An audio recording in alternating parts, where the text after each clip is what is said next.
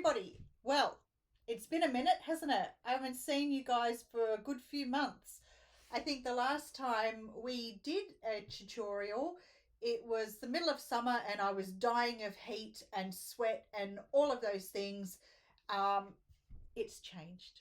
Guess what time of the year it is? It is soup weather! Yay! So today we are doing bowl cozies. Okay, so if you don't know what a bowl cozy is, let me tell you. This is one of the greatest inventions ever made. It is fabric with wadding inside to make it nice and thick.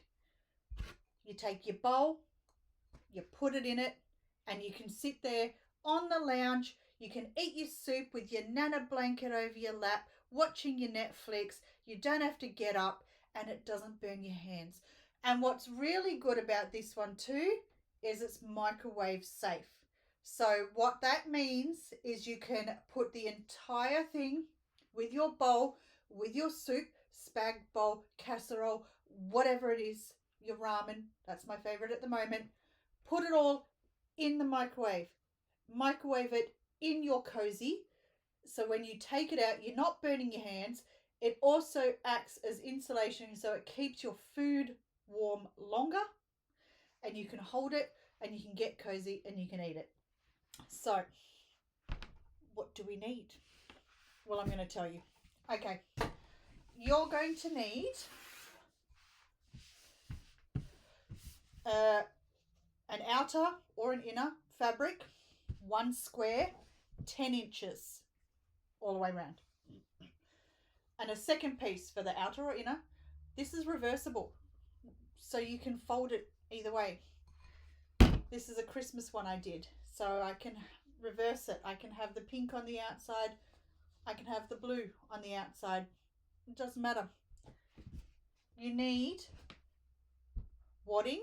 Now, this is non-negotiable. If you want to be able to put this entire thing in your microwave, you need to buy Wrap and Zap. There are other ones on the market which are 100% cotton, but I don't know their names. I can't give you any guarantees. This one, however, is microwave safe. See, it even says it on there, microwave safe. The reason this is microwave safe is it is 100% cotton. What you might find with some batting and wadding and stuff like that, it contains something called scrim. Now, scrim is nylon-y kind of, sometimes it looks silvery like tinsel, like metallic-y sort of stuff. It's woven through to keep the shape of your batting so it doesn't stretch out of shape. We can't put that in the microwave.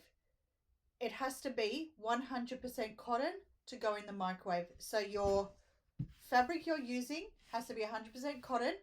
No glitter, no silvery bits, no fancy doodahs, whatever. Just plain cotton.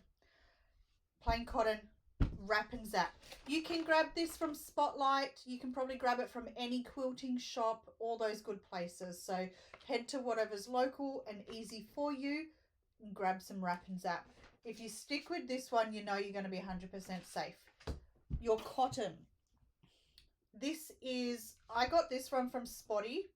It is called So Easy. I think it was discontinued, so it cost me $6 at the time, but it's 100% cotton. Gooderman do 100% cotton as well. If you're like me and have a whole collection of birch as well, this is not 100% cotton. This is polyester. What does it say? Spun polyester. So you can't use any polyester, any nylon, anything like that, because bearing in mind they are plastic based. Okay, plastic, what does it do? It melts. So if you put that in the microwave, you can risk burning yourself on your item.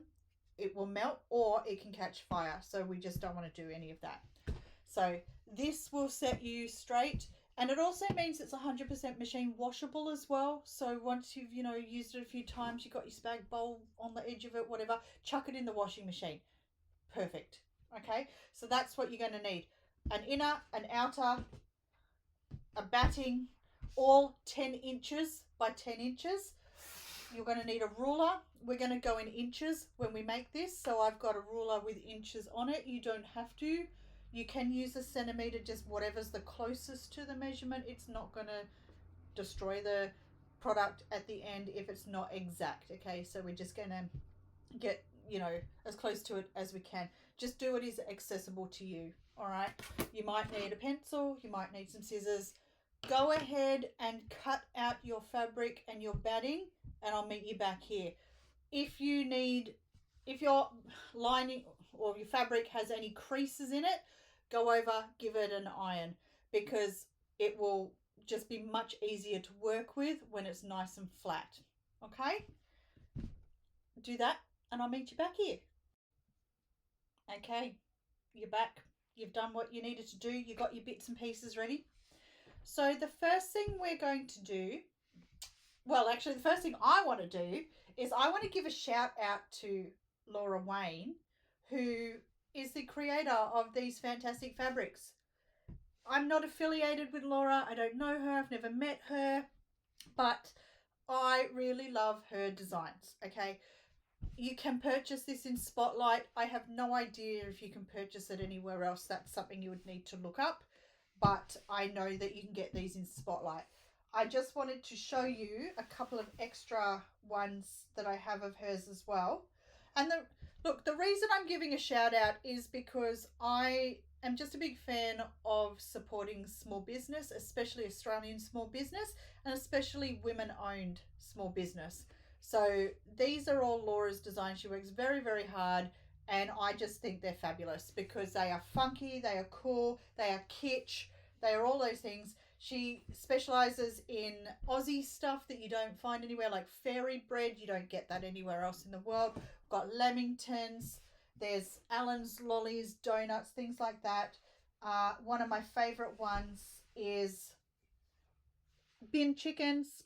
See that? Ibises and wheelie bins. That's one of my favorites. I made a scrub top out of that for myself for work. We've got roller skates. So I love roller skating, and that's something, you know, all of these are just my aesthetic. So, you know, this is one of her new designs, which is the dogs. There's cats. I've seen cats there as well, which I need to buy. So look, I just wanted to do that, just give her a little bit of a shout out because I just think her designs are amazing. So if these are what you like, head on down to Spotlight and see if you can grab some. She does have other ones in the range, like I mentioned. It's worth it. Okay. I'll also try and put a link to, I know she's got an Instagram, so I'll put that either in the comments down below, or if it's up on my screen now, great. You know me, I'm not real good at making videos. So anyway, okay, so the first thing we want to do is we want to attach one of our fabrics to our batting. So you just want to place it, I'll move over here so you can see it. You just want to place it on top of the fabric. Sometimes your batting moves around, so just give it a bit of a stretch, give it a bit of a pull, just make sure it's nice and flat, and pop your fabric on top like that. So what we're going to do is we're going to go over to the machine and we're kind of going to quilt it. So don't freak out. Quilting is not a hard thing. For us today, quilting is we're just going to put some lines on it, and that's just going to secure it. So we're going to do lines down, across, and then diagonal in both directions as well. And that's going to secure it. We're only using one batting for ours as well. You can use two. It's entirely up to you. I find that one is fine, but if you think you want just an extra thickness, if you just, you know, if that's what's more comfortable for you, then grab a second piece of batting and do the same with this one. But for me, and if you're only using one, once you've done this piece, you're just going to put the same lines on this piece. So you're quilting, kind of quilting. You're not attaching it to the batting. So but you're just putting it's like decorative. So whether you know, depending on which side you want to have on the outer or inner, you're still going to see that same pattern with your cotton. Okay, so grab that, come over to the machine, and I'll show you what we're going to do with this part.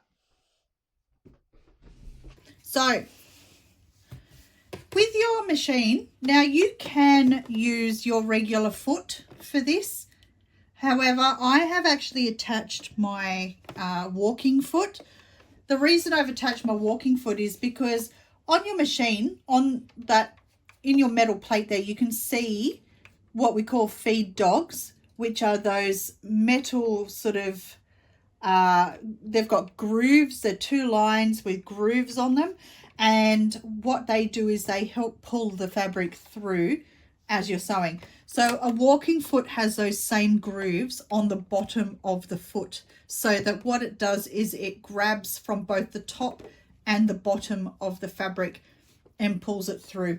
And I just find you sometimes just get a nicer finish, I guess, when you're quilting. But if you don't have a walking foot, you can still do this project. So don't feel stressed. Don't go buying feet that you don't need. This is, you know, meant to be an accessible video for beginners. Okay, so just go ahead with what you've got. So what I'm going to do is I'm going to just start with my diagonal. And look, you can pin this, you can clip this, but I'm just going to hold it. Okay, I'm just going to wing it. So I've already set up my machine with my 100% cotton thread, and make sure it's 100% cotton on your bobbin as well. And I'm just going to eyeball it. I'm going to pop that in there. You don't need to do a back stitch. You can just start with a normal straight away, sew through to the end. Because when we stitch this all together, it's going to hold it in place. Okay. So just starting nice and slowly. I'll just move that there. And I'm just going to go straight through. So as you can see, it's going through nice and smoothly with the walking foot pulling it through at the same time. Take it straight down to the end and straight off. You don't need to do a back stitch. You can if you want to, but you don't have to. Cut my thread, take it out of the way. And there you see, we have that nice thread going through. So I'm going to do from this corner, and then I'm going to do straight down and straight across. If you're not sure how to get a nice middle line, what I do is I just fold my fabric. It doesn't have to be super exact, but I fold it like that. Now I know I'm going to start there. I'm just going to eyeball it and line it up. So just holding it straight, I'm going to go ahead and eyeball it straight down, heading towards the cross in the middle and then through to the other side. So just make sure you're doing this on both pieces of fabric. And when you're finished, I'll show you how to do the next part. Right, so now you've got your fabric attached to your batting, and you've put your lines on your other piece of fabric. As I said, if you want 2 bits of batting, just do the same for both.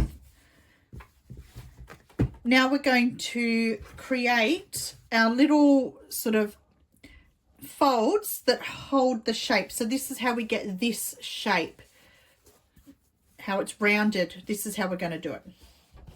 So grab your ruler. Like I said, I've got a ruler that is inches because we're going to be working in inches. You want to fold your fabric in half, as so. Grab a pencil. It can be a lead pencil, it can be a chalk pencil, it doesn't matter. What we want is 1 inch across and then 2 inches down. So flip it round, make sure that is lined up. Just try and get it as close as possible. Don't worry if it's not exact. Don't worry if your stitching is not exact either. 1 inch across by 2 down. And then you just want to put a little line down there, and you want to put a little line down here And this is what we're going to follow when we sew. So you want to do that 4 times. So you've done those 2. So open your fabric, you want to flip it round. And we're going to do the same here. You want to do this on both of your squares, okay? So grab your other one, go ahead and do the same thing. And then I'm going to meet you back over at the machine and we're going to stitch those parts. Okay, so you've got your bits and you've marked your where you want to sew. So what I want to do is I just want to sew straight down that line, and I'm going to do a back stitch at the top and the bottom just to hold it. So we're making darts basically. So just start a bit of a back stitch there, sewing down, just take your time, get to the edge there, and we want to do a back stitch.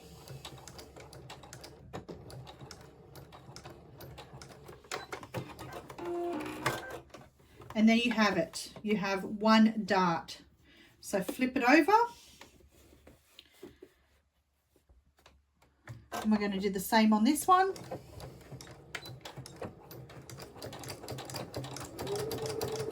Just taking your time and following your line.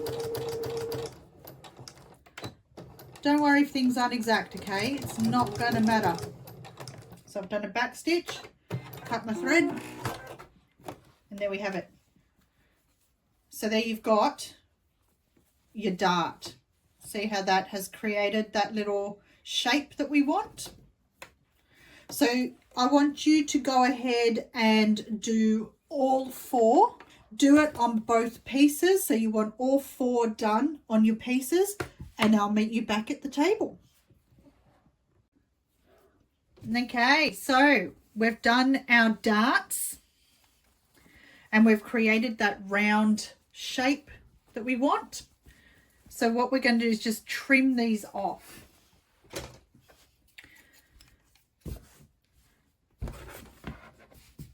Trim probably about 1/4 inch away from the thread. Straight down. Okay, so trim those and then you've got your bit. So do that on both of those.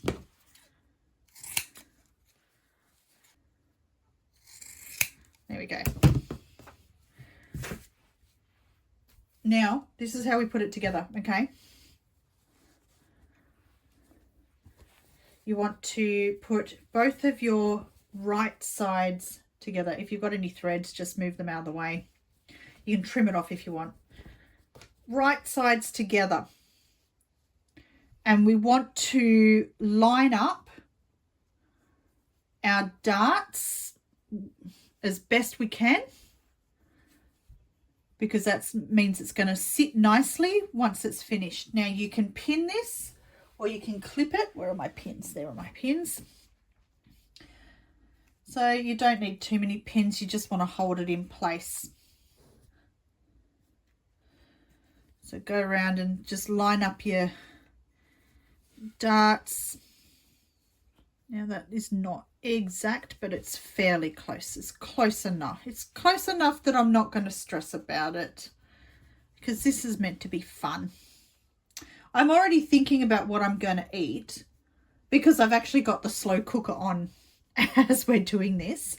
So we're going to have a really nice casserole for dinner with some nice creamy mashed potato, and I can't wait to sit there watching something with my nice warm bowl of food. My go-to shows are Midsummer Murders, Vera, any of those shows. I also really like a bit of true crime as well. What are you guys going to be having? Think about what you're going to have in your bowl, Cozy, and think about what you're going to be watching as well. Pop it in the comments below. Be fun to see what everyone's doing. There we go. We have got that as close as it's going to get. So what we want to do is we're going to sew around, but we need to leave an opening. So just grab a pencil and pick a spot, because we're going to, when we turn it the right way, we need to be able to pull it through. So just put a little line to remind yourself. If you're going to remember, great. But if you think you might accidentally sew through it, then go ahead and pop a little line there. And then that will let you know where you want to start. So what I want to do is I want to probably start from here. Start sewing all the way around, back, and I want to finish here. So let's go over to the machine and we'll do that part. Okay, let's sew our pieces together. So like I said, I've put my mark where I want to start. So I'm going to start down here and then finish up in that part there. So I've got an opening to pull it through. So I'm going to pop that under there. Now, I'm going to just make sure you're taking your pins out as you go, okay? This is why clips are good. So if you've got clips, use them, because they, you know, you have no choice but to pull them out of the way, because you can't go over a clip. But you can easily go over pins, and that's where you run into trouble with your machine. So I've just got it lined up. I've just lined it up with the edge of the foot so that I can keep the seam allowance the same all the way around. So we're going to start, go forward, we're going to do a little bit of back stitch and up to the edge. Go back a little bit, made that seam allowance too small. So when you want to turn it, make sure your needle is down, foot up, turn your work, foot back down, and pin out of the way. There we go.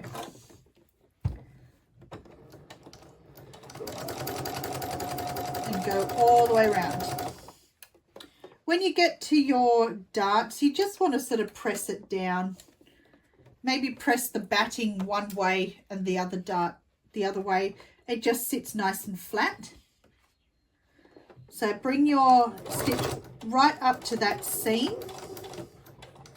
and then needle down, foot up, turn your work a little bit. So then you can go straight along there as well, along the edges. Take your pin out of the way. And we're following the fabric, not the batting. We're following the fabric. So straight down, pin out of the way, to the edge, needle down, foot up, turn your work, foot back down, pin out of the way.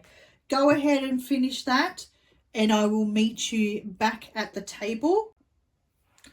Okay, let's give this a bit of a trim. So we just want to trim around the edges. Now, where's our gap? Our gap is here. What I don't want to do, I don't want to trim this part, because if this part is too small, it makes tucking it in a bit awkward. So we're not going to worry about this side. Okay, so let's trim around the 3 sides. So probably 1/4 of an inch of a seam allowance. If it's a bit smaller, don't stress. It doesn't have to be exact. We just want to trim off the bulk so that when we pull it the right way, we don't have really bulky edges on the inside of our work. It just means it's going to have a much nicer finish.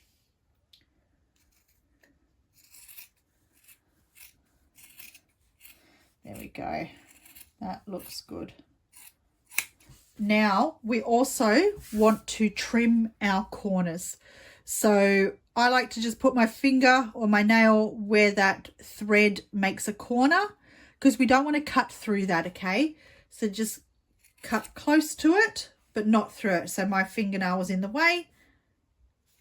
And you can just take off a little bit of an edge there. You can make it a little bit more rounded if you like that. just making sure you're not cutting through your thread.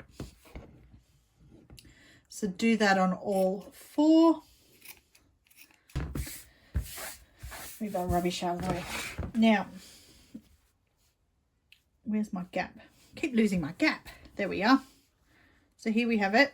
We want to pull through between our 2 layers of fabric, not between our batting, but between our 2 layers of fabric. Okay, just be gentle. It's not a huge gap, so we don't want anything tearing. You just pull it through nice and gently, just maneuver it around. There we go.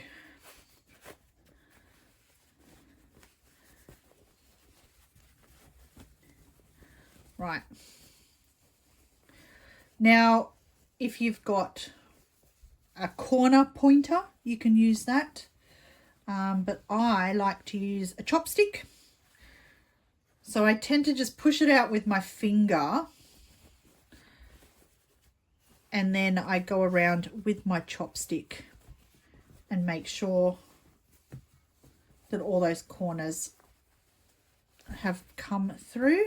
So just pop your chopstick in between your 2 fabrics, and you don't want to be too forceful. Just give it a nice little bit of a push, and just so you can get that corner, to that nice corner there on each one.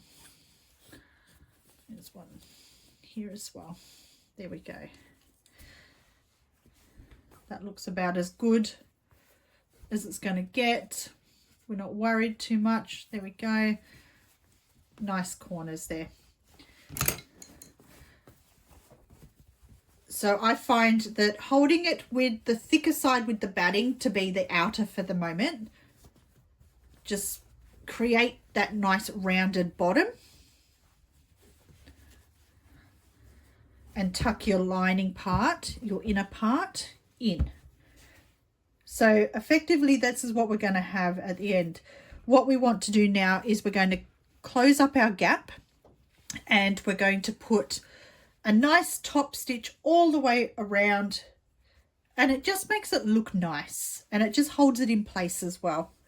So what I like to do is I pop my fingers into the gap and sort of pull it taut, and then you see those 2 folds naturally happen. And then just put them together with your fingers. Grab a pin or a clip and just pin it together. Now, you don't need to mark each side of your gap, because even though we're closing this part, like I said, we're stitching all the way around. So we're probably just going to start here anyway and go straight across and come back and meet here. So let's go back over to the machine. I will show you how to do this last part. Okie dokie. So this is my gap. Here's my pin, and I'm going to start at the edge of this gap here. So pop it under. You only want to do an edge stitch. You don't want to go too far in, because remember, you want to make sure those 2 bits of fabric close. So it's probably only about 1/4 of an inch wide anyway. So that's going to be nice and secure for me. So we're going to start as normal, a few stitches in, and then do a back stitch. And then we're just going to go around and follow that line. Coming up to my pin, I'm going to remove my pin as always. There we go. So just holding it nice and flat. And you want to just sort of flatten your fabric out. And remember, you do have a bit of a curve, okay? So don't try and make it a straight line. Let the fabric naturally curve. You can feel where your join for your dart is, okay? So like we did when we joined it together before, we're going to bring it up to that stitching on the dart. Needle down, foot up, and turn your work a little bit, and then just flatten it out. Just flatten it out nicely. Don't pull it too tight. It will naturally flatten. Pop your foot down, and then you can continue So my foot's back down and just following that nicely. Guys, go ahead and do that. Go all the way around your work, come back to the end, finish with a back stitch. I'll meet you at the end. I'm coming up to my last corner. So I'm just going to bring that up there. So needle in, foot up, turn my work, and I'm going to join that last part together. So maneuver that. So go over that stitch, back stitch, go forward. There we have it. We have now done our border edge stitch.